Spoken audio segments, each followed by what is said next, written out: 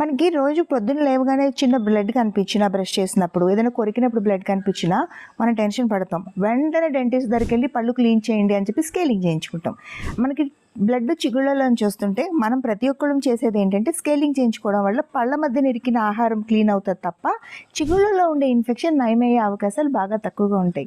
దానికి ఆన్సర్ చెప్తూ ఈరోజు అడ్వాన్స్డ్ లేజర్స్ అనేవి అందుబాటులో ఉన్నాయండి. సో ఇది చాలామందికి తెలీదు. లేజర్ అనగానే చాలా భయపడ్డం, చిగుళ్ళలో ట్రీట్మెంట్ అనగానే అదేదో ఎక్స్టెన్సివ్ ట్రీట్మెంట్ అనో, బాగా పెయిన్ఫుల్ ట్రీట్మెంట్ అనో భయపడ్డం, ఇలాంటివన్నీ చేసి ఆ చిగుళ్ళలో వచ్చే బ్లీడింగ్ని నెగ్లెక్ట్ చేస్తూ ఉంటారు. దానివల్ల ఏంటంటే ఇన్ఫెక్షన్ పెరగడం, పళ్ళు లూజ్ అయిపోవడం, పళ్ళ మధ్యన గ్యాప్స్ వచ్చేయడం, వీటిలన్నిటికీ కారణమవుతాం. కానీ లేజర్స్ ఒక బెనిఫిట్స్ చెప్తాను, ఒక్కసారి వినండి మీరందరూ. లేజర్ ట్రీట్మెంటు మన బ్యాక్టీరియా ఏదైతే చిగుర్ల లోపల వరకు ఉంటుందో అక్కడ వరకు బీమ్ వెళ్ళి దాన్ని పూర్తిగా చంపేస్తుంది. టిష్యూ ఏదైతే డ్యామేజ్ అయిపోయి ఉంటుందో ఇన్ఫెక్షన్ని, ఆ టిష్యూని కూడా తీసేస్తుంది.